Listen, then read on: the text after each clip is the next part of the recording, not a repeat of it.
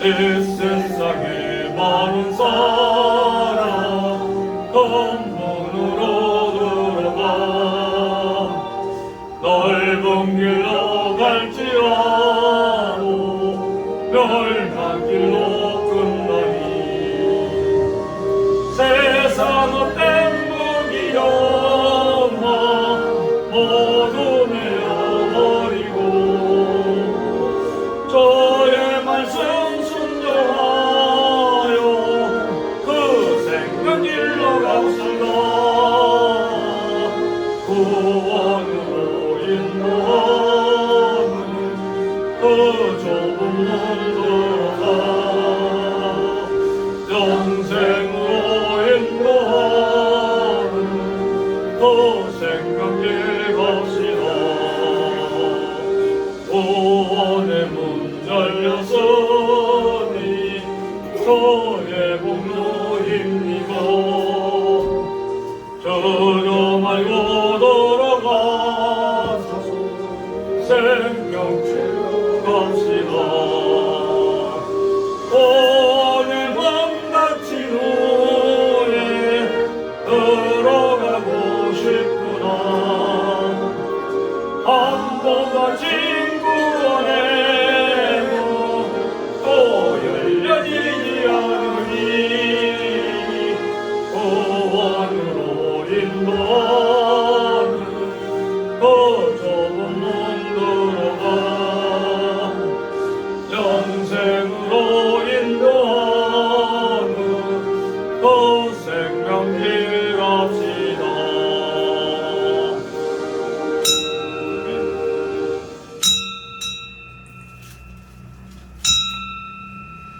다같이 묵상기를 드리므로 주일 오후에 하나님께 드립니다. 다같이 묵도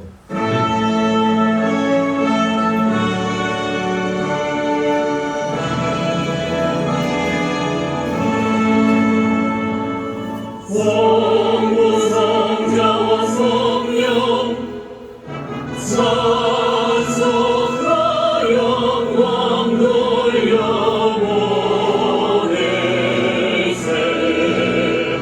내 쓰러지는까지 오 영원 무궁토록 성삼위의 영광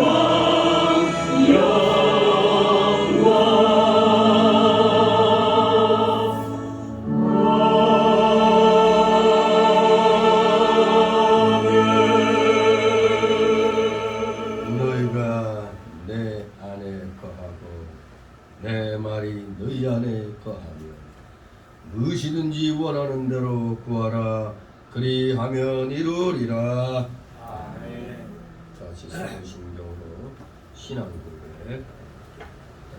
전능하사 천지를 만드신 하나님 아버지를 내가 믿사오니 그의 아들 우리 주 예수 그리스도를 믿사오니 이는 성령으로 잉태하사 동정녀 마리아에게 나시고 본디오 빌라도에게 고난을 받으사 십자가에 못 박혀 죽으시고 장사한 지 사흘 만에 죽은 자 가운데서 다시 살아나시며 하늘에 오르사 전능하신 하나님 편에 앉아 계시다가 이로써 산 자와 죽은 자를 심판하러 오시리라. 성령을 믿사오며 거룩한 공회와 성도가 서로 교통하는 것과 죄를 사하여 주시는 것과 몸이 다시 사는 것과 영원히 사는 것을 믿사옵나이다. 아멘. 다같이 찬송가 258장 들으시고 이 시간 우리의 박복실 기사님 기도인 것 같습니다. 258장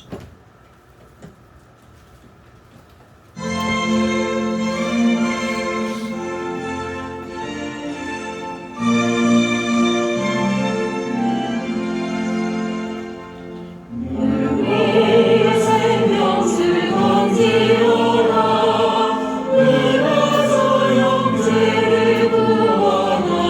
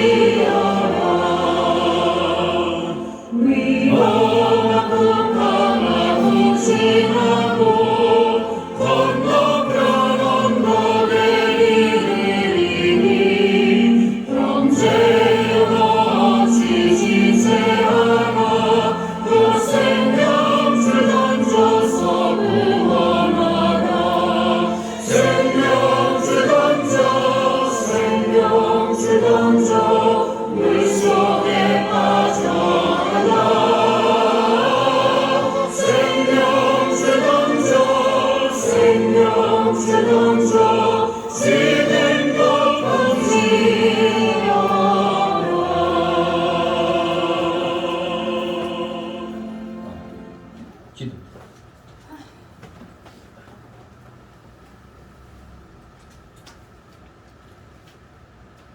하나님 아버지 감사드립니다. 자비로우신 하나님 아버지, 올 한 달도 항상 저희를 거룩한 진리로 인도하시고 주님의 신선한 은혜로 채워주심을 감사합니다. 이 시간 우리 입이 열리기 전에 먼저 마음이 열리게 하시고 우리 목이 수련해지기 전에 뇌 근만이 사람이 꺾어지게 하옵소서. 이제 주님께서 주신 가정의 날 아름다운 오후를 마감합니다. 이 한 달 동안도 주님의 은혜로 살았습니다.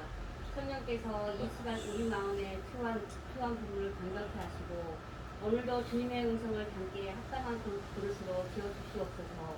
아무것도 감추지 말고 내 모습 그대로를 주님께 보이는 시간이 되게 하옵소서. 우리 마음에 있는 사랑을 희생하지 못한 것을 고백합니다. 우리 경건 생활에 기도가 부족한 것, 우리 삶 속에서 주님의 증인이 되지 못한 것을 고백합니다. 오늘 말씀 선포하신 목사님 가운데 영육간의 강건함을 허락해 하셔서 주님께서 맡겨주신 말씀을 담대히 전할 수 있도록 인도하여 주시옵소서. 또한 건강도 지켜주시옵소서. 전능하신 하나님 앞에 무릎 꿇고 겸손함을 하나님의 얼굴을 바라보게 하옵소서. 이 시간 주님 앞에 예배한 온 성도들이 심령을 주님께서 친히 주장하여 주셔서 하나님께 기쁨 받으실 만한 예배로 영 돌리는 주님의 자녀가 되게 하여 주시옵소서. 성도들에게는 말씀을 통하여 세상 풍조에 휩쓸리지 않고 넉넉히 이겨낼 수 있는 힘과 능력과 결단의 시간이 되게 하시옵소서. 믿음으로 힘으로 헤쳐나갈 수 있도록 인도하여 주시옵소서. 이 모든 말씀 예수 그리스도 이름으로 기도드렸나이다. 아멘.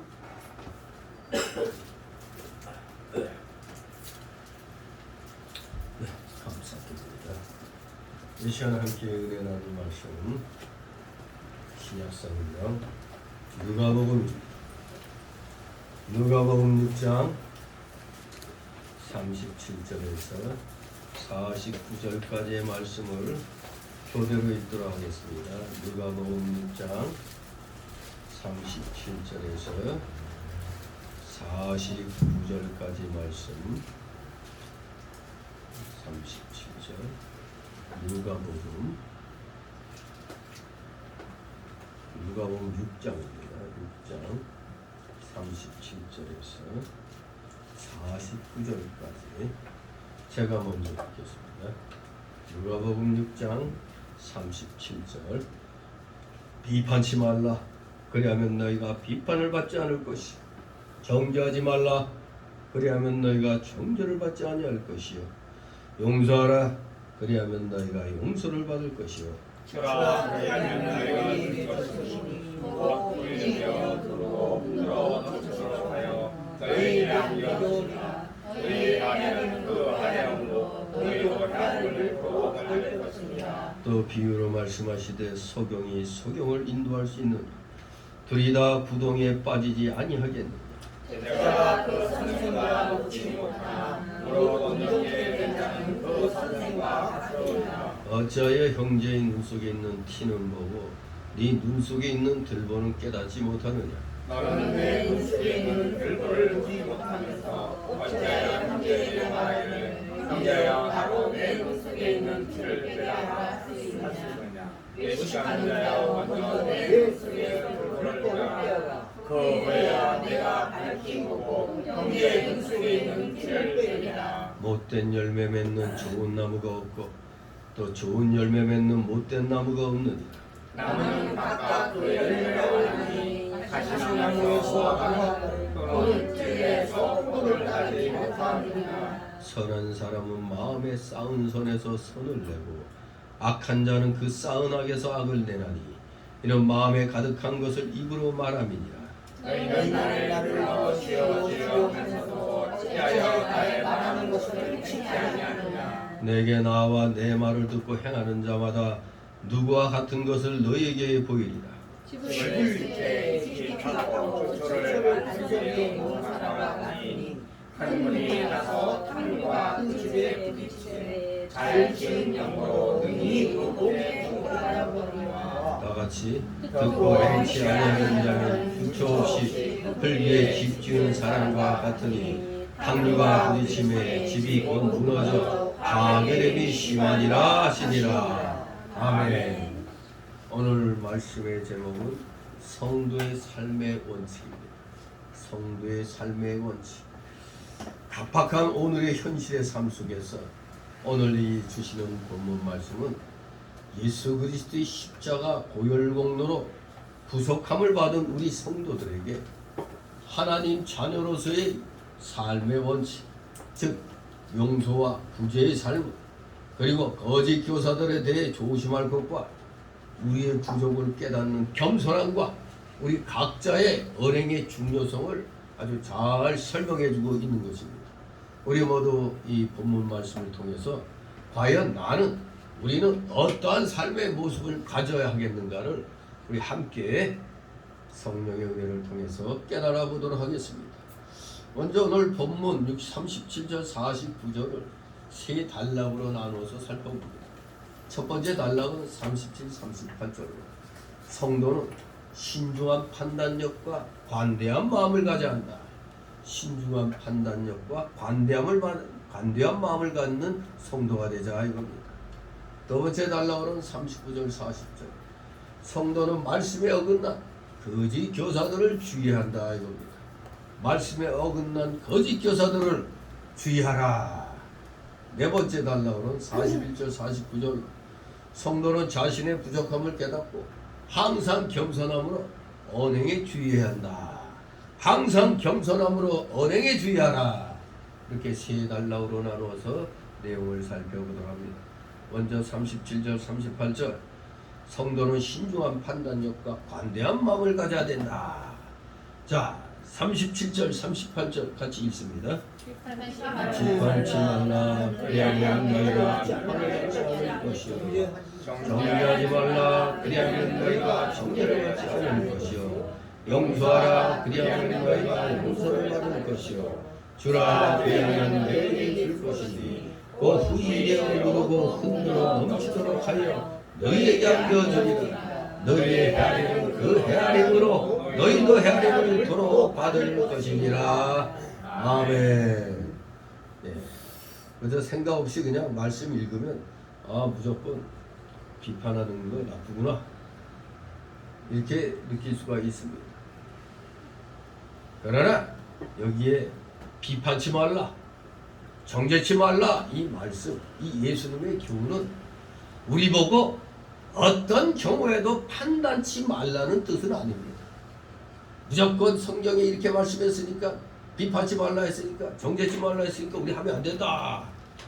아주 그럴듯한 믿음 같은데 그러나 우리는 문맥을 봐야 되는 겁니다. 왜 그러냐? 마태복음 23장에 보면 우리 주님께서 바리새인과 서기관들의 외식에 대해서 어떻게 했어요? 칭찬했어요? 신랄하게 비판했어요? 아주 신랄하게 비판했죠. 야이 떡사이 샤키들아 그러죠. 네? 아니 예수님이 마태복음 23장에서는 비판을 해놓고 우리 보고는 또 비판치 말라 정죄치 말라면 앞뒤가 안 맞는 거 아니냐 그렇게 생각할 수가 있죠. 또 갈라디아서 2장 11절에 보면 안디옥에서 바울은 아주 베드로를 그래도 수석 사도라고 자신하고 있었는데 그 베드로를 책망했잖아요. 아니 비판치 말라 정죄치 말라 예수님이 말씀하셨는데 더구나 사도 베드로를 책망했단 말이에요. 고린도전서에서 바울은 교회의 여러 문제들을 판단하고 바른 길을 교훈했어요. 잘못된 길 가니까 그렇게 하면 안 된다. 그래서 바른 길을 제시해 줬죠. 특히 성경이 이단을 배격하라고 가르칠 때 진리와 비진리에 대한 분명한 판단을 전제로 하는 것입니다. 무조건 비판치 말라고 해서 정죄치 말라고 해서 이단도 하나님이 알아서 심판하실 거야. 무조건 이렇게 생각하면 안 되는 겁니다. 우리는 예수님과 많은 사도들이 어떻게 행동했는가 불의에 대하여 비진리에 대하여 그것을 보고 우리는 배워야 됩니다. 디모데전서 5장 20절에 보면 분명히 나옵니다. 아니 여기선 정죄치 말라고 그랬는데 디모데전서 5장 20절에는 범죄한 자들을 모든 사람에 꾸짖어. 아니 비판하고 말고 정죄치 말라고 그랬는데 바울 사도가 어디 정신이 어디 저기 마실 갔나? 범죄한 자들을 모든 사람 앞에 꾸짖으라고 그랬죠. 그래서 나머지 사람으로 두려워하게 하라고 했습니다. 그러므로 오늘 이 주님의 말씀 비판치 말라 정죄치 말라 하는 말씀은 매추틀 목사의 그 성경주석 3장 30항에 보면 이것은 분명히 교회적인 판단을 금하신 것이 아닙니다. 교회적인 판단을 금하라는 게 아닙니다. 개인적인 그런 사사로운 판단에 대한 얘기일 뿐. 그리고 또 이렇게 비판치 말라 정죄치 말라 한 이 말은 언제든지 비판치 말라는 절대적인 금지의 말씀이 아닙니다. 절대적인 금지의 말씀이라고 보기가 어렵습니다. 왜냐하면 우리는 남의 말이나 견해나 행위의 진위와 선악 여부에 대해서 우리는 이 세상 살아가면서 수시로 판단해야 하기 때문입니다. 우리가 이 세상에 대해서 흘러가는 그 흐름에 대하여 이 사람들이 좀 잘못하고 있구나. 이 사람들 잘하고 있구나. 이거 판단해야 돼요? 안 해야 돼요? 판단을 해야 다음에 뭐 표를 찍어주든가 말든가 해야 될 거 아닙니까? 왜 우리 기독교인들 목사들이 앞뒤가 안 맞는 말 많이 해요. 정치에 관여하면 안 된다 해놓고 그러면 투표하러 갈 필요가 없지 왜 투표해? 웃기죠? 투표하는 것도 정치에 관여하는 거 아니에요. 그런 목사들에게 한마디 합니다. 정치라는 건 다른 게 아니다. 우리의 삶이 자체가 정치다 이거죠. 삶 자체가 정치입니다. 먹고 사는 이 문제가 정치예요. 그러니 뭐 우리 예수님 보고 우리 하나님 보고 어디는 관여하지 말라는 게 어디 있어요. 모든 거 하나님의 영역 안에 있는 겁니다. 그래서 아브라함 카이퍼가 세계 3대 칼빈주의 신학자 아닙니까? 영역 주권을 주장합니다. 하나님의 주권에 미치지 않는 영역은 없는 겁니다. 그런데 우리 사람들은 유별나게 그냥 혼자 경건하지 하려고 세상 정치에 참여하면 안 된다고. 그러면 그런 사람에게 제가 즐겨하는 말이 뭡니까? 그럼 산속에 들어가. 중이 되면 되잖아. 중이 되면. 중 되는 거나 똑같은 소리 합니다. 중 같은 소리 해요. 우리 분명히 알아야 됩니다. 우리 이 세상 살아가면서 우리는 수시로 행위의 진위와 선악 여부에 대해서 판단을 필요로 하고 있습니다. 그래야 우리가 잘못된 사람들에게 충고하거나 책망할 수가 있는 겁니다. 그러므로 비판이나 정죄 자체가 악은 아닙니다. 정죄하는 것, 비판하는 게 악이 아닙니다. 특히 교회를 다스리는 직분을 가진 목사나 장로들은 공적인 중요한 문제들에 있어서 교인들을 판단할 수가 있는 거고 또 그렇게 해야 되는 겁니다. 그러나 주의할 점은 사사로이 함부로 성급하게 남을 판단해서는 안 된다는 걸 얘기하는 겁니다. 사사롭게 그저 개인적인 감정으로 성급하게 앞뒤 재보지도 않고 그냥 감정적으로 그렇게 판단해서는 안 된다는 그런 얘기입니다. 우리가 사사롭게 성급히 남을 비판하지 말아야 할 이유는 한 3가지로 얘기할 수가 있습니다. 첫째는 우리는 서로가 다 부족이 많은 자들이며 남을 비판할 위치에 있지 않고 오직 하나님의 법을 순종할 위치에 있기 때문에 그렇습니다. 남이 비판을 받을 만하다면 나도 마찬가지로 남에게 비판을 받을 그런 위치가 되는 겁니다. 그래서 야고보서 4장 11절 12절에 형제들아 피차에 비방하지 말라. 형제를 비방하는 자나 형제를 판단하는 자는 그 율법을 비방하고 율법을 판단하는 것이라. 네가 만일 율법을 판단하면 율법의 준행자가 아니요 재판자로다. 입법자와 재판자는 오직 하나이시니 능히 구원하기도 하시며 멸하기도 하시느니라. 너는 누가 한데 이웃을 판단하느냐. 이렇게 야고보서 4장 11절 12절에서 말씀합니다. 만일 우리가 남을 비판한다면 당연히 나도 그 비판으로 남에게 비판을 받게 될 것입니다. 38절에 너희 헤아리는 그 헤아림으로 너희도 헤아림을 도로 받을 것입니다. 그러니 함부로 사사롭게 성급하게 판단하는 걸 자제하라는 겁니다. 절제하라는 겁니다. 성령의 9가지 열매 중에 가장 마지막 9번째가 절제입니다. 절제할 줄 몰랐다가 나의 헤아리는 그 헤아림을 내가 도로 남이 헤아리게 되는 겁니다. 2번째, 사사로이 성급히 남을 비판하지 말아야 할 이유는 우리가 남을 비판하기 어려운 형편들도 있다는 사실. 되게 우리는 남의 은밀한 마음이나 행위에 대한 동기를 알지 못할 경우가 많이 있잖아요. 저 사람은 속으로 깊은 생각해가지고 이렇게 행동했는데 그냥 얼핏 보기에는 어이 저거 배신행위 때리네 또 이렇게 볼 수가 있거든요. 그 사람의 속마음을 알지 못하는 가운데 제가 요새 그 몇몇 노예원들한테 저 항의를 우리 임원들한테 항의 전화를 막 했대요. 왜냐 했더니 내가 그 대기청 모임에 가서 이성 목사하고 같이 옆자리에 앉아서 같이 사진 찍었다 이거예요. 아니 지금 동로에서 그게 안 좋아가지고 싸우고 이렇게 나왔는데 아니 어떻게 이성 목사하고 같이 사진 찍느냐 이거예요. 그래서 그거는 노예는 노예이고 또 다른 일은 다른 일이고 따로 구분해서 하자고 했기 때문에 더구나 이성 목사는 지금 강 목사하고 홍 목사를 완전히 지금 명예훼손죄로 고발하니 어쩌니 막 그러고 있을 때라 내가 이렇게 자꾸 또 개인적인 또 이런 것까지 내가 마다해버리면은 결국 그 화살이 누구한테 돌아가겠어요? 바로 강 목사나 홍 목사한테 돌아갈 거란 말이에요. 그래서 그 예봉을 누그러뜨리려고 목사님 좀 참으세요 하고 이제 노예는 노예이고 일단은 이게 헤어졌으니까 또 이런 대기총에서 어차피 또 올해 1년 총재 맡았으니까 총재 이름 매듭 지어달라고 그러는데 그거 안 할 수가 없잖아요. 대한신학교는 남겨주고 대한신학연구원으로 내가 다시 한다고 내가 분명히 했거든요. 아무튼 뭐 여러 가지로 일단은 정리를 하고 했는데 그 사진 보고 또 그냥 득달같이 항의 전화를 막 했다는 거예요 임원들한테. 그래서 내가 요런 사정이니까 잘 얘기하라 그랬더니 그렇게 얘기하면 되겠냐고 알았다고 그러더라고. 그러니까 내 속 사정은 모르고 덮어놓고 이 양반 이거 우리 적하고 지금 내통하고 있구나 이렇게 생각하는 겁니다 이게.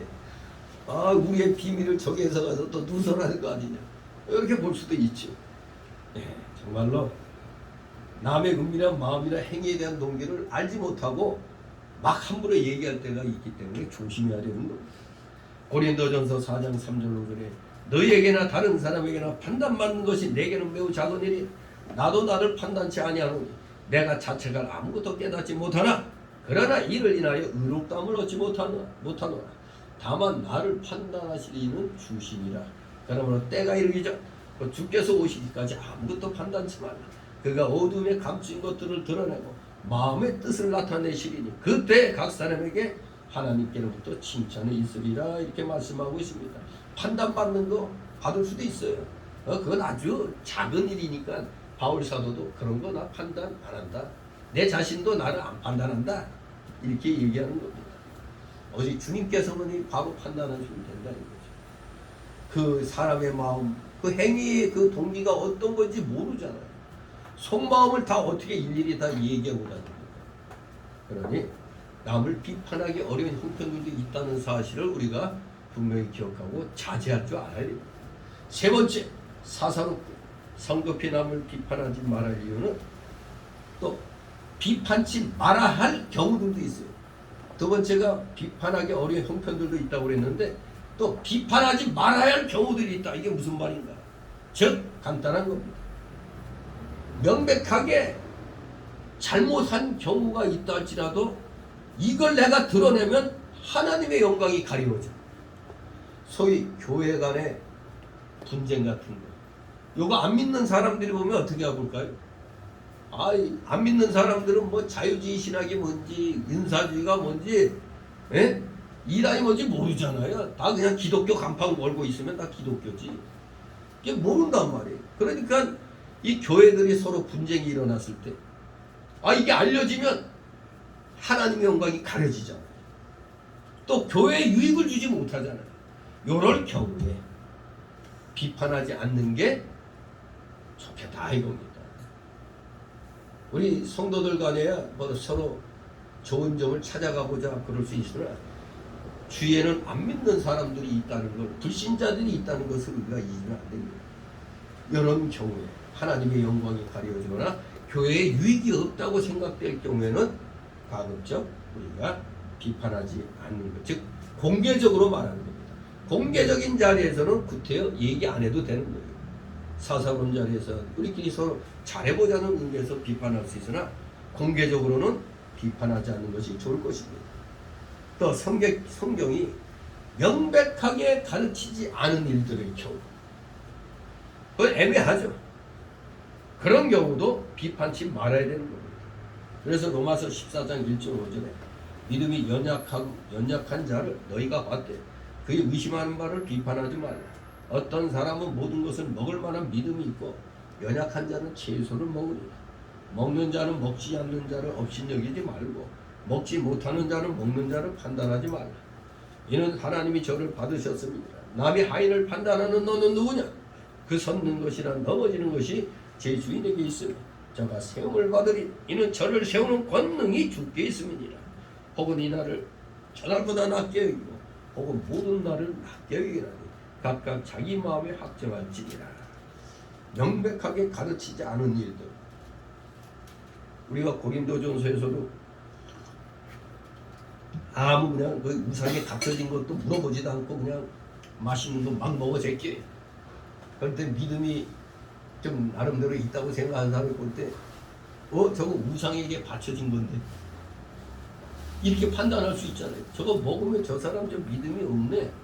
이렇게 이제 판단하게 되는 거예요. 그러나 그 사람은 믿음이 차고 넘쳐서 구태여 물어보지도 않아. 그냥 먹을 게 있으니까 먹는 거예요.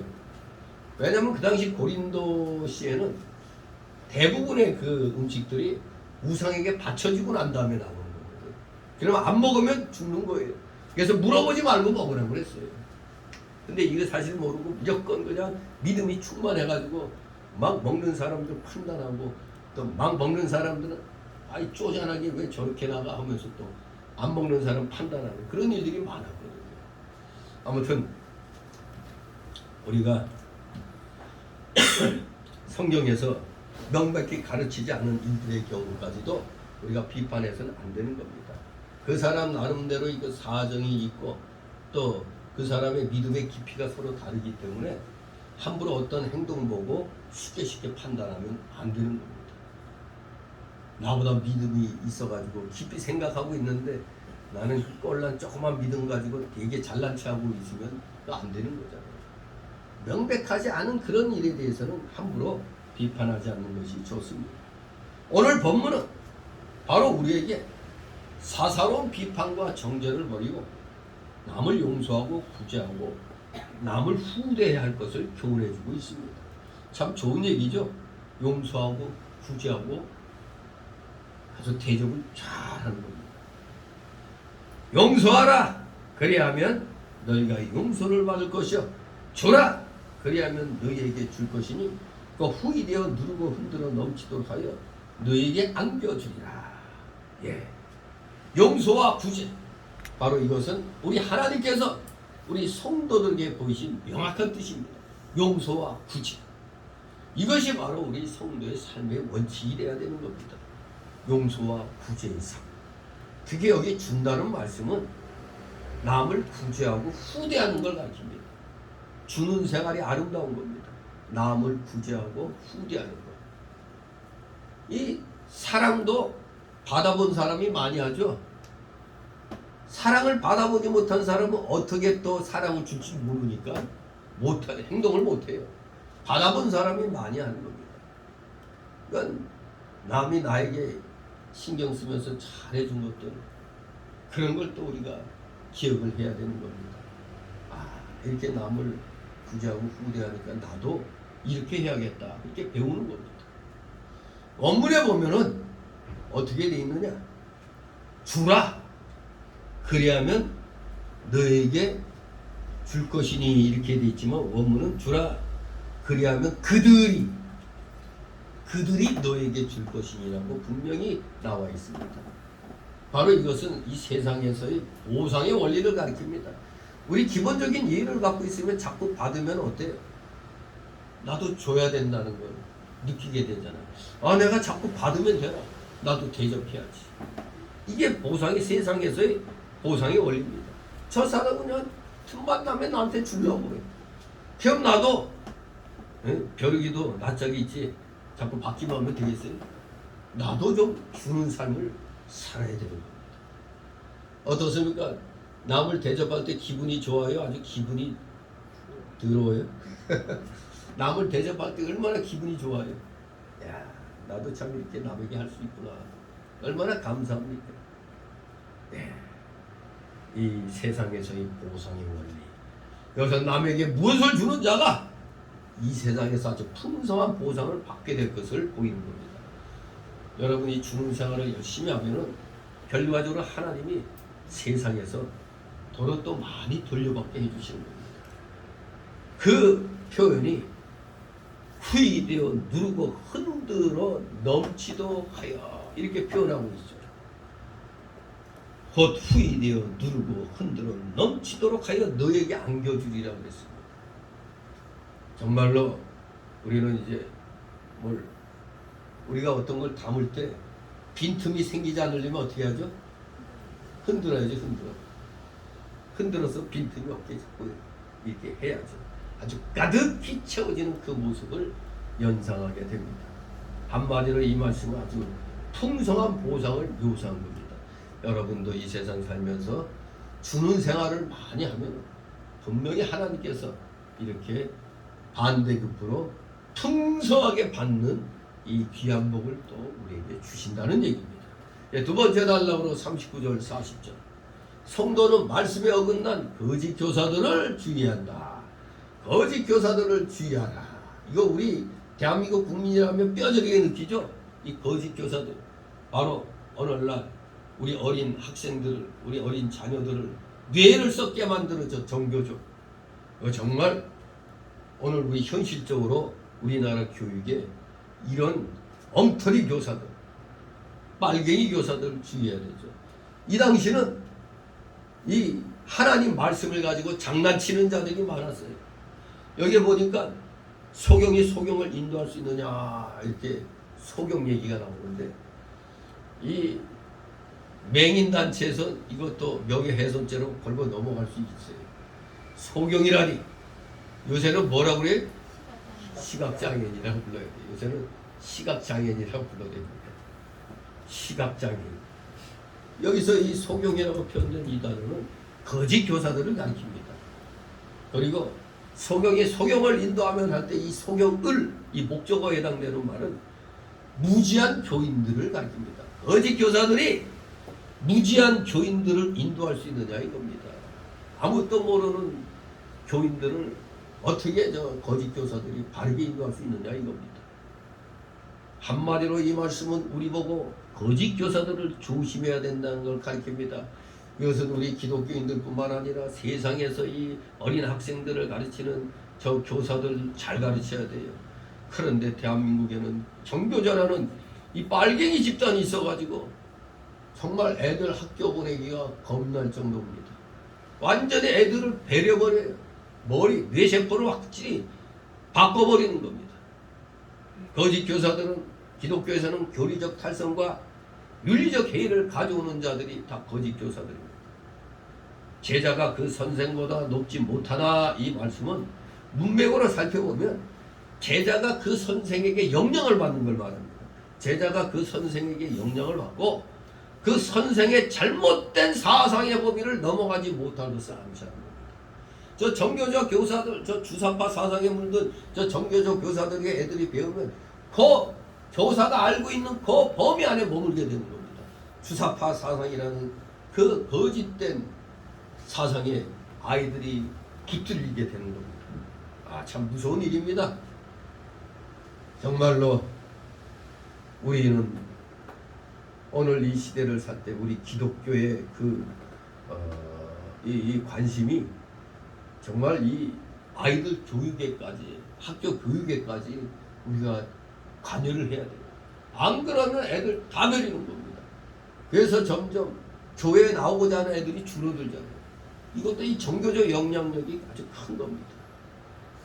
아무튼 우리는 다 온전함을 목표로 나아가야 됩니다. 여기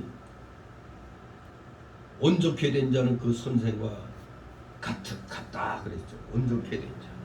온전케 된 자, 다 배운 자, 옳게 다 배운 자를 가리킵니다. 거짓 교사들에게 배운다는 건 아주 위험천만한 일입니다. 이거 아이들 그냥 가르치라고 그랬더니 애들을 위험하게 물가로 인도하는 거예요. 아예 차가 왱왱 다니는 이 도로가에서 애들을 놀게 하는 겁니다. 지금 굉장히 이게 우리나라 교육이 지금 빨간불이 켜져도 보통 빨간불이 아닌 겁니다. 조금 시대가 변해서 깨어있는 MZ세대들이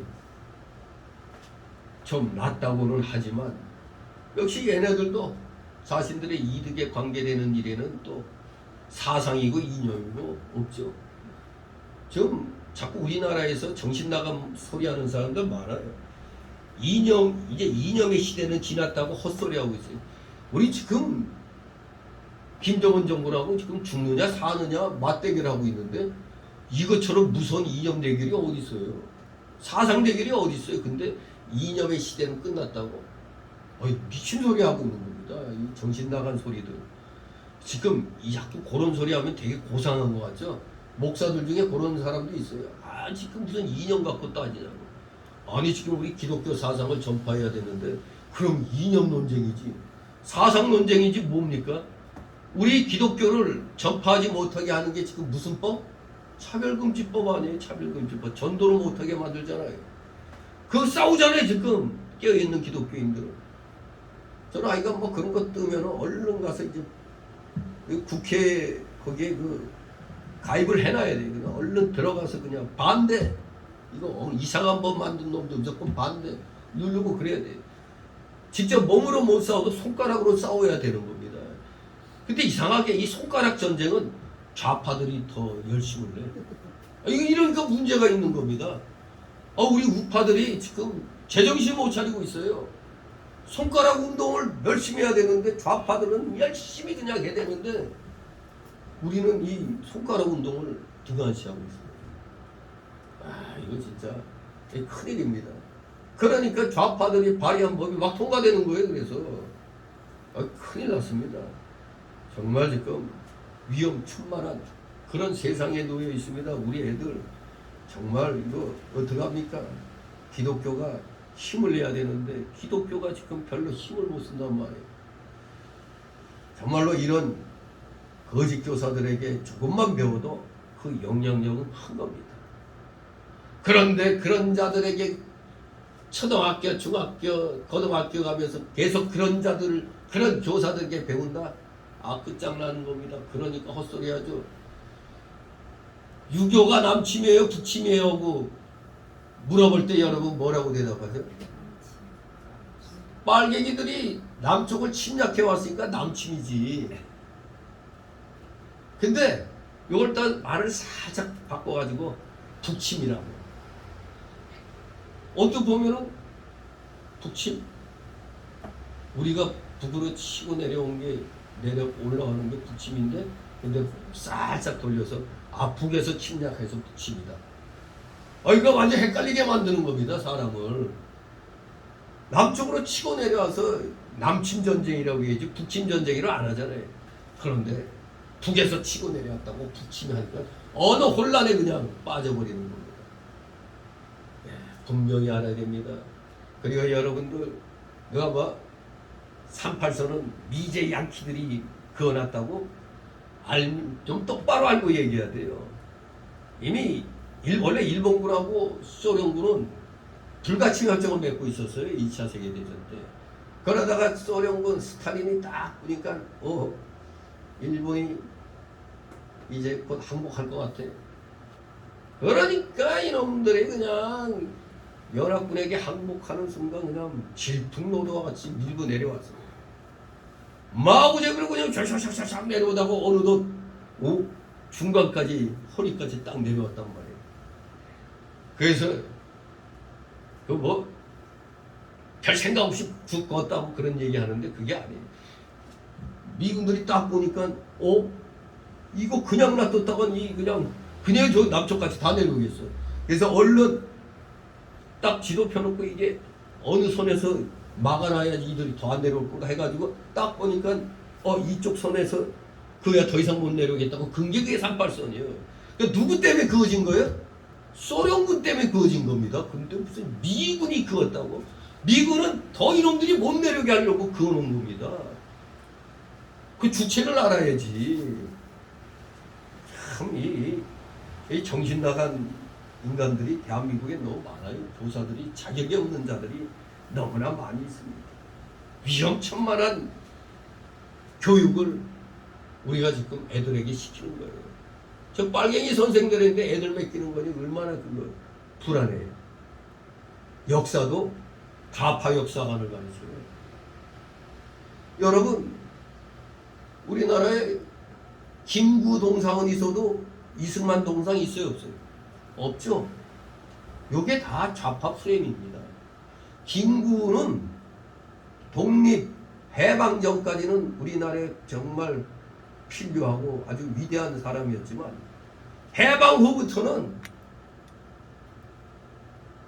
사실 이승만 박사가, 물론 이승만 박사는 해방 전부터도 이 연합군들에게 끊임없이 우리 포츠담 카이로 이 얄타 협정 통해서 우리 한반도 독립을 갖다 연합군 그 대통령들하고 이렇게 계속해서 그 외교를 펼친 결과 우리가 우리 땅을 찾을 수 있는 거지만, 이 김구는 해방 후에 와가지고 도요 빨갱이들에게 이용당했어요. 이용당해서 처음에는 김구도 그렇게 안 됐는데 이북에서 초청해가지고 이북 갔다 오더니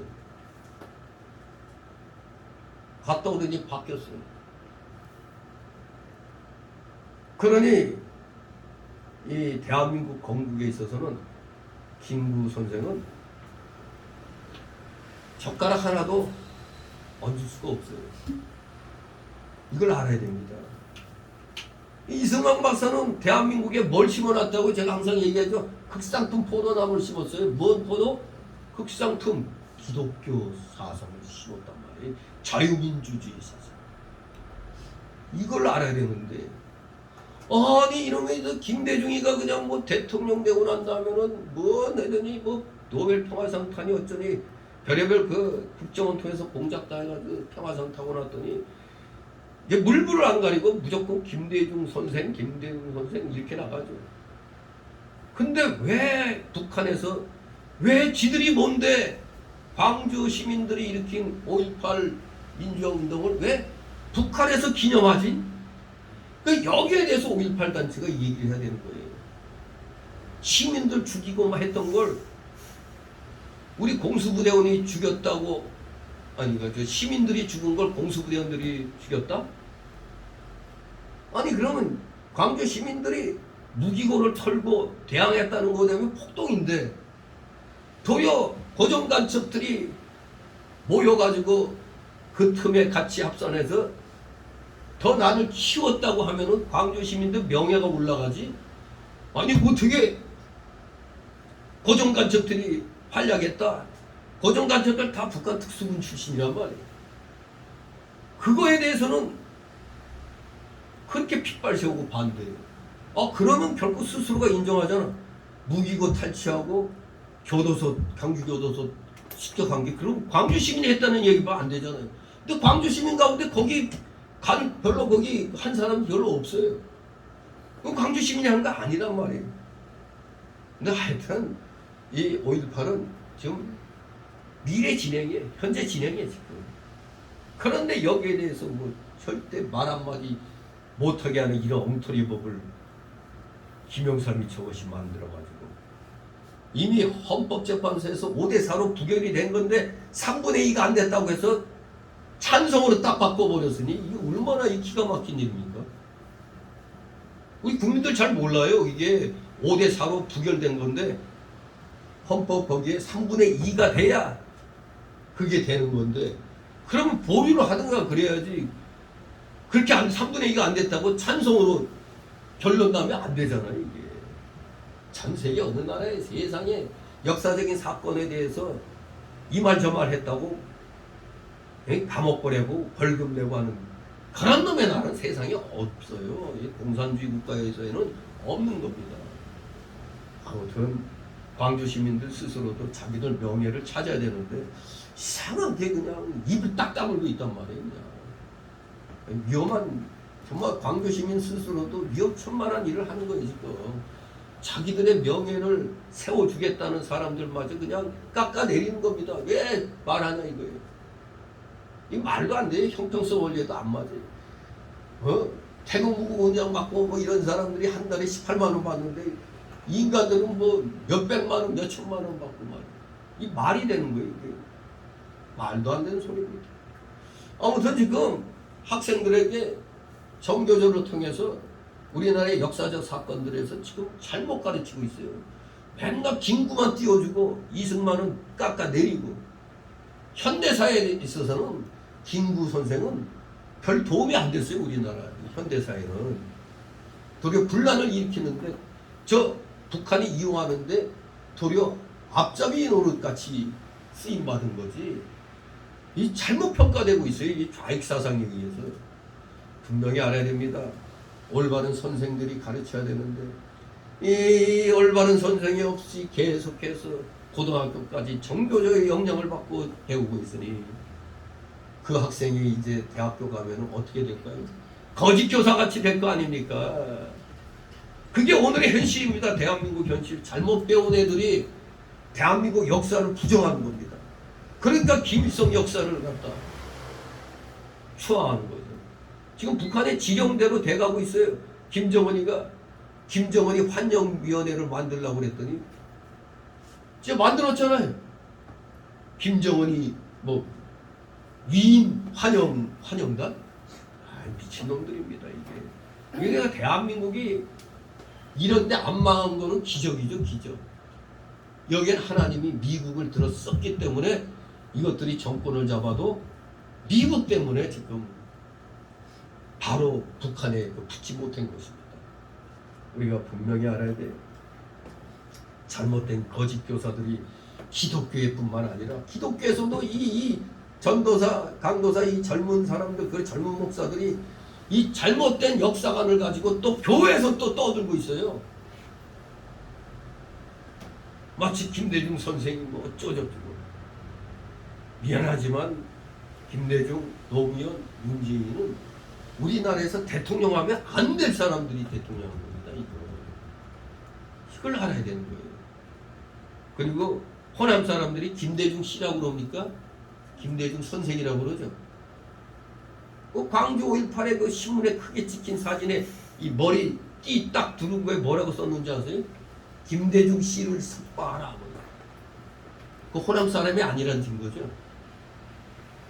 다 전에 그 누구야 우리 여기 그 임집사 있을 때 그때 그 조폭 같이 놀 때 똘마니 데리고 그 광주 내려갈 때 그 주유소에서 김대중 선생 만세 몇 번 하라고 그러더라고요. 세상에. 그리고 거슴돈을 줘야 될 거 아니에요. 이 똘마니가 거슴돈을 안 받아왔길래 거슴돈 받아야 말했더니 거기서 하는 말이 이거 민주운동 하는데 돈 다 들어가는 거예요. 거스름돈도 안 주고. 기가 막힌 겁니다 그냥. 그야말로 이거 깡패들이 제철 만났었어. 여러분 거기에 대해서 아무도 의심을, 어느 서울대 교수가 그걸 언어에 있어서 뭐라고 그러더라. 어떤 언어, 이거는 북한에서만 쓰는 언어인데 광주 시내 그게 막 붙어 있거든. 어디 건방지게 거기 광주에서 김대중 씨라고 얘기를 해. 김대중 선생님이지. 그러니 이거 광주 시민들이 정신 차려서 스스로가 밝혀야 되는데 아예 스스로가 다 함구해버리는 거예요. 그러니까 이 올바른 선생들이, 역사관이 바로 박힌 선생들이 가르쳐야 되는데 이 올바른 역사관을 가진 선생들이 부족하다는 거예요. 아예 언급도 안 해. 입 딱 다물어. 왜? 입 열었다가 융단 폭격당하니까. 지금 이게 우리나라 현실입니다. 교회에서도 목사도 마찬가지예요.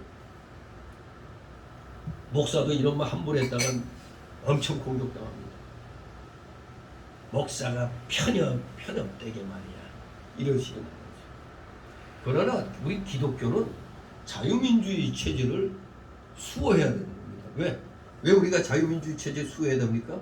그래야 우리 기독교가 살 수가 있습니까? 분명히 아시기 바랍니다. 오늘날 이 거짓 교사들이 기독교계도 많지만 세상은 차고 넘치는 거예요. 이 잘못된 역사 배운 자들이. 다 배우면 거짓 교사 뺨때기 때릴 정도가 되겠죠. 그렇기 때문에 우리는 교회에서부터 거짓 교사들도 분별해야 되고 그들에게 배우는 것을 조심해야 되는 겁니다. 그래서 아이들에게, 특히 사춘기 아이들에게 있을 때 부모들이 밥상머리 교육을 잘해야 됩니다. 밥상머리 교육. 이거 굉장히 중요한 겁니다. 이거 밥상머리 교육 제대로 안 해놓으면 나중에 부모하고 자식들 간에 사상 문제가 생겨버려요. 이게 무서운 일이죠. 정말로 세상도 그렇지만 우리 기독교계에서는 이단에 빠진 자들 부모 형제 알아봐요? 이단에 빠진 자들 부모 형제 없어요. 근데 세상에서도 빨갱이 사상에 빠지니까 부모 형제가 어딨어. 증거가 뭐예요? 아바이 동무, 어마이 동무 그러잖아요. 무조건 동무 내 동무야. 근데 요새 북한에서 우리 남한 드라마 이걸 많이 받아가지고 영향 받아갖고 자기야 뭐 그런 말 썼다가 아우지 탄광으로 가지. 나 요독 수용소 이런 데로 그냥 대학생들 그냥 순식간에 덮쳐서 조사했더니 3천 몇 명 가운데 1,000 몇백 명이 남한 문화에 젖어가지고 1,000 몇백 명을 일부는 교화소 보내고 나머지는 다 지방으로 쫓아냈다는 거예요. 그러니까 자기도 모르게 우리 대한민국의 그 문화에 젖어버린 거야. 자기도 모르게 자기야 그랬다고. 그냥 잡히는 겁니다. 그냥. 아무튼 참 세상 요지경이라고 북한도 뭔가 이제 더 이상은 뭘 가둬둘 수가 없는 상황입니다. 이게 바로 다 교육입니다. 교육. 또 북한에도 지하교회에 있다고 그러더라고요. 교회를 통해서도 우리 대한민국의 이 자유주의 그리고 하나님 이 기독교 사상이 퍼지는 겁니다. 바로 그런 교사들은 진정한 교사죠. 목숨을 담보로 해갖고 하는 거잖아요. 북한에서는 정말 이런 교사들이 많아야 되겠습니다. 아무튼 우리 세상에서도 그렇지만 특히 기독교 내에서는 거짓 교사들을 잘 분별해서 우리는 조심해야 됩니다. 마지막 세 번째 달라고 41절 49절 성도는 자신의 부족함을 깨닫고 항상 겸손함으로 언행에 주의한다. 항상 겸손하라. 네, 41절 42절 있습니다. 이런 보고 네 눈속에 있는 들보는 깨닫지 못하느냐. 들보를 보지 못하면서 어찌하여 형제에게 말하기를 형제여 나로 네 눈속에 있는 피를 빼게 하라 하시느냐. 내식하는 자여 먼저 네 눈속에서 들보를 빼어라. 그 후에야 네가 밝히보고 형제의 눈속에 있는 티를 빼리라. 아멘. 티와 들보가 대조되고 있죠. 쉽게 말해서 티는 작은 결합을 같아요. 들보 또는 통나무, 영어로 말하면 비임, 이렇게 쫙 가로지르는 이런 것도 보호 또는 비임이라고 그러죠. 들보, 이거는 비교할 수 없이 큰 결함으로 여기서 비유하고 있습니다. 우리 사람은 다 그렇잖아요. 자기 자신, 뭐 등잔 밑이 어둡다고 자기 자신은 잘 못 봅니다. 우리 사람은 자신의 큰 잘못과 결함을 깨닫지 못하고 그래서 남의 작은 결함과 잘못은 잘도 지적합니다. 그러나 우리 주님께서는 그러한 모순된 행위를 지적하시고 우리가 자신의 큰 부족을 먼저 깨닫고 그것을 제거한 후에야 남의 작은 부족을 지적해 줄 수 있음을 가르치고 있는 겁니다. 그러니까 남을 지적하기에 앞서 내가 먼저 자신을 돌아보라는 얘기입니다. 우리는 자신을 성찰하고 겸손하게 고칠 것을 고친 후에 형제를 권면해야 될 것입니다. 잠언에 가르친 대로 면책은 숨은 사랑보다 나으나 단지 자신의 큰 부족과 결함이 없을 경우에 그러한 책망과 권면이 덕을 씌울 수가 있습니다. 자기 자신은 개판 5분 전이면서 남 보고 잘하라 그러면 영화 대사가 뭐가 있죠? 너나 잘하세요. 우리 너나 잘해 그렇게 된통 그냥 공격당하죠. 우리 자신부터 돌아봐야 되겠습니다. 43절 45절 있습니다. 못된 열매 맺는 좋은 나무가 있고 또 좋은 열매 맺는 못된 나무가 없느니라. 나무는 각각 그 열매로 하나니 가시나무에서 무화과를 또는 찔레에서 포도를 따지 못하느니라. 선한 사람은 마음에 쌓은 선에서 손을 내고 악한 자는 그 쌓은 안에서 악을 내나니 이는 마음에 가득한 것을 입으로 말합니다. 아멘. 이 나무하고 열매의 비유는 바로 우리 사람의 인품과 행위에 대해서 말하고 있는 겁니다. 당연히 좋은 나무는 좋은 열매 맺는 거 아닙니까? 나쁜 나무는 당연히 나쁜 열매 맺습니다. 아니 들포도나무에서 극상품 포도나무 열매가 맺힙니까? 아니잖아요. 극상품 포도나무에서 극상품 포도가 맺히지. 이와 같이 좋은 사람은 역시 좋은 말과 좋은 행위를 하고 나쁜 사람은 나쁜 말과 행위를 하는 겁니다. 이거 우리 부모들이 자녀들 키울 때 많이 느꼈죠? 왜? 우리 자녀들 보고 야, 공부 잘하는 모범생들하고 사귀라고 그러죠? 저 양아치 같은 놈하고 좀 같이 다니지 마라 그러죠? 예? 양아치 같은 놈은 딱 보면 알죠? 딱 보면 알잖아요. 벌써 옷차림이고 뭐고 벌써 좀 불순하잖아요. 저도 많이 해봐서 알아요. 그 사춘기 때 뭣도 모르고 그냥 막 까불까불할 때가 있죠.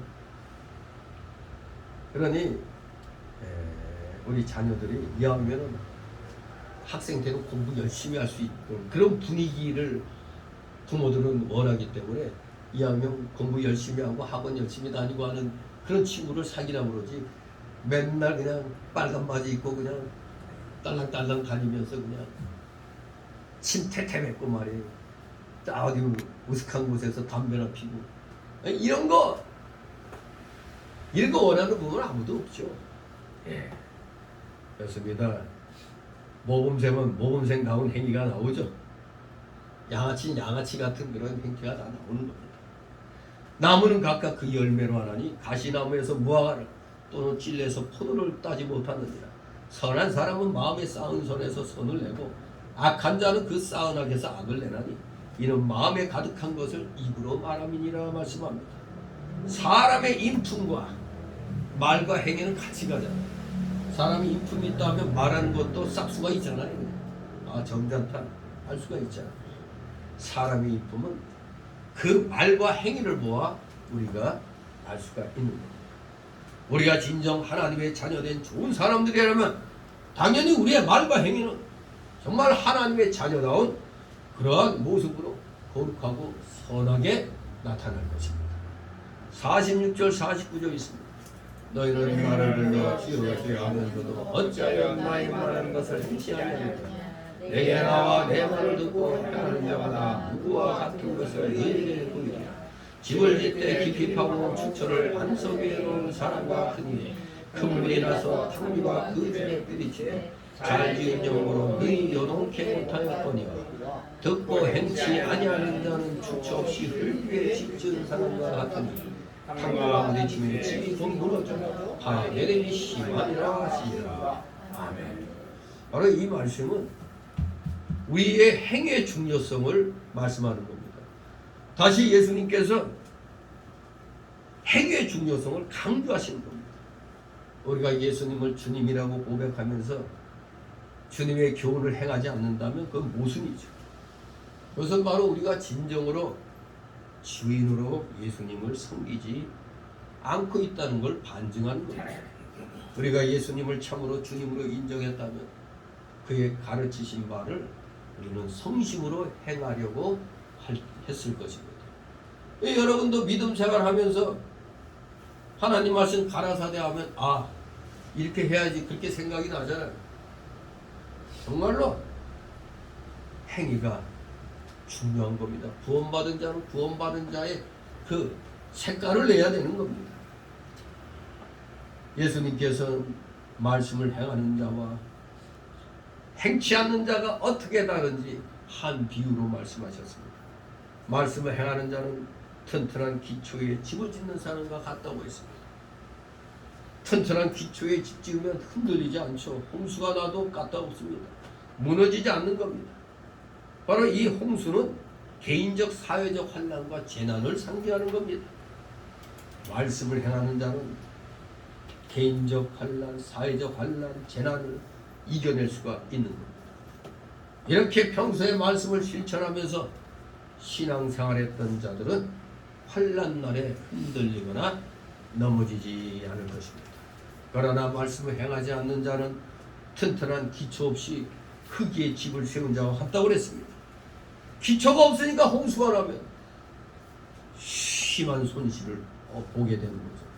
그냥 무너져 버리는 겁니다. 홍수가 나면. 튼튼한 건물은 기초가 깊으면 홍수가 나도 까닭이 없는 겁니다. 이렇게 행위가 중요하다는 얘기입니다. 기초. 건물에 있어 기초가 행위라는 겁니다. 행위. 야고보서 2장 17절 말씀대로 행함이 없는 믿음은 그 자체가 죽은 것이다. 이렇게 말씀합니다.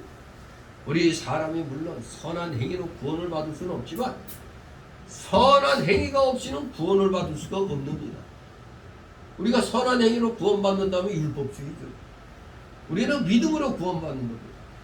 그러나 믿음으로 구원받는다 할지라도 우리가 회개하고 선한 행위가 나오게 돼 있거든요. 회개하면 선한 행위가 나오게 돼 있어요. 아, 이렇게 살면 안 되겠다. 그래서 선한 행위가 없어도 구원받을 수 있다는 거 거짓말입니다. 회개가 있는데 회개 없이도 구원받는 거나 똑같은 거 아니에요. 회개하면 자동적으로 내가 어떤 걸 잘못했구나 이런 거 안 하겠습니다. 그게 회개 아닙니까?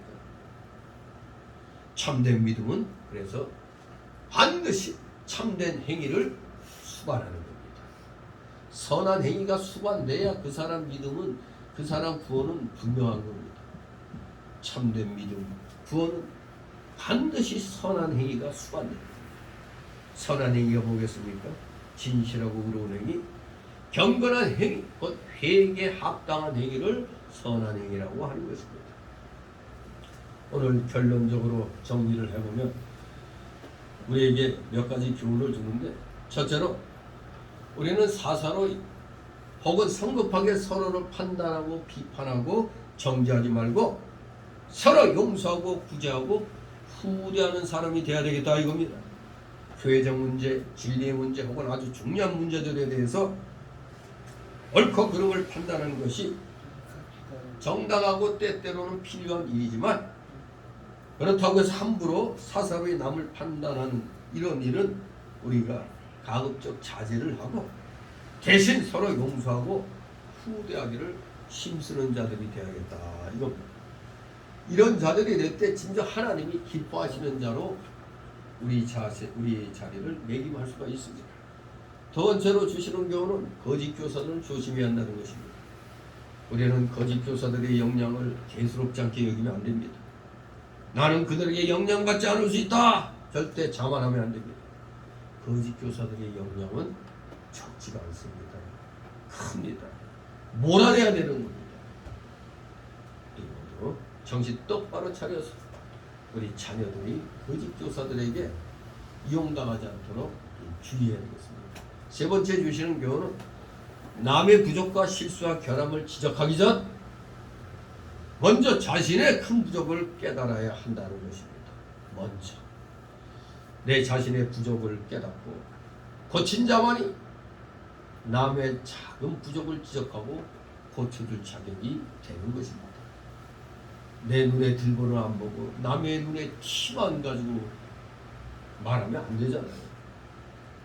우리는 먼저 내 자신부터 돌아보면서 고칠 거 고치면서 남에게 그렇게 하면 안 된다고 말을 할 수 있어야 됩니다. 마지막 네 번째 주시는 교훈은 주님께서는 좋은 나무, 튼튼한 집의 비유를 통해서 우리의 말과 행위의 중요성을 강조하셨습니다. 말과 행위의 중요성. 우리가 구원받은 좋은 사람이 되었다면 우리의 말과 행위를 돌아봐야 됩니다. 우리의 말과 행위를 작게 여기면 안 됩니다. 우리는 우리의 선한 말, 선한 행위를 통해서 우리 자신이 받은 구원을 증거해야 되겠습니다. 구원받은 자는 반드시 뭐가 동반돼? 선한 행위가 동반되는 것입니다. 이유는 회개했기 때문에. 회개하고 중생했기 때문입니다. 하나님 자녀됐기 때문에, 의롭다 칭함받았기 때문에 반드시 선한 행위가 우리의 믿음 생활 가운데서 수반이 되는 겁니다. 진실로 말로만, 입으로만 믿음 하지 말고 진정 우리 모두 행함으로써 믿는 자로서의 중심을 바로잡는 여러분 되시기를 주님의 이름으로 축원합니다. 기도. 거룩하신 하나님 아버지, 은혜를 감사드립니다. 우리 모두 세상의 소금과 빛이 되라고 주님께서 말씀하셨습니다. 진실로 세상을 향하여 의로운 행위가 우리의 삶 속에서 드러나야 되겠습니다.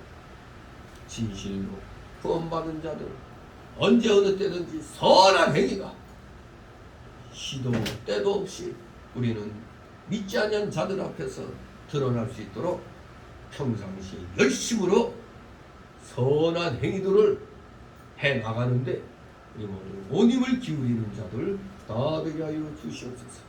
감사드리며 예수 그리스도의 이름으로 기도드리옵나이다.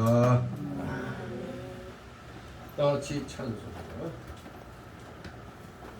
263장 263장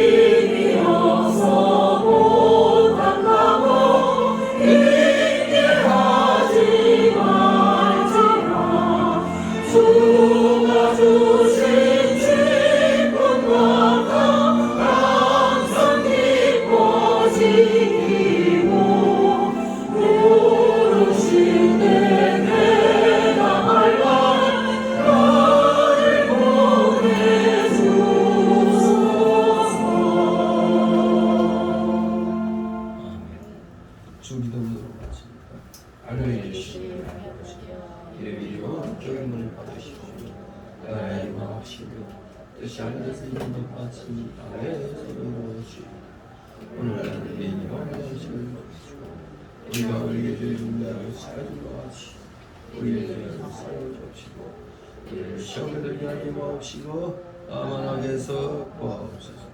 내게 나라와 권세와 영광 아버지께 영원히 있사옵나이다.